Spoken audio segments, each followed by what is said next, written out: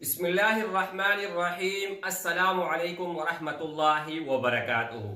دوستو، دنیا میں رہتے ہوئے ہر کسی کو کوئی نہ کوئی پریشانی لاحق ہے۔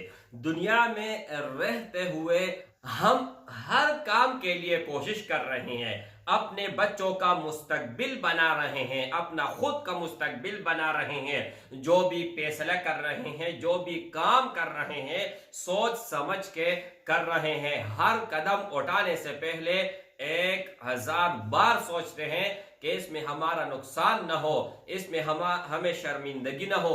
1000 مسائل اس طرح ہیں، لیکن کبھی آپ دوستوں نے، آپ بھائیوں نے، آپ بہنوں نے یہ بھی سوچا ہوا ہے کہ ہم نے ایک دن مرنا بھی ہے۔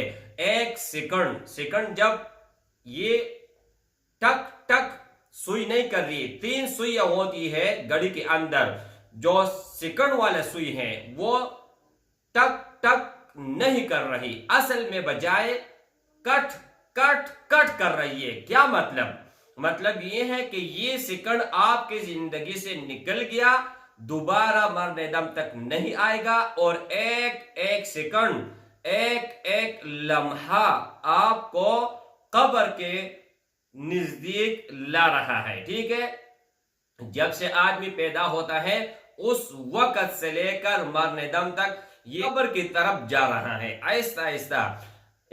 امام علی رضی اللہ تعالی عنہ نے فرمایا کہ اگر کوئی موت سے بچا ہوا ہو تو مجھے دکھائے۔ اس لیے ایک چھوٹا مختصر عمل بتانے والا ہوں، اگر آپ یہ کر جاؤ گے تو روز قیامت ہو ہر انسان نفسی کے عالم میں مبتلا ہوگا، اور اللہ جل شانہ آپ کو خود راضی کرے گا اگر آپ صبح نماز کے بعد اور مغرب نماز کے بعد صرف 3 مرتبہ یہ کلمات پڑھے: رضیت باللہ ربا وبالاسلام دینا وبمحمد صلی اللہ علیہ وسلم رسول النبی، تو اللہ جل شانہ قیامت کے دن آپ کو راضی کرے گا۔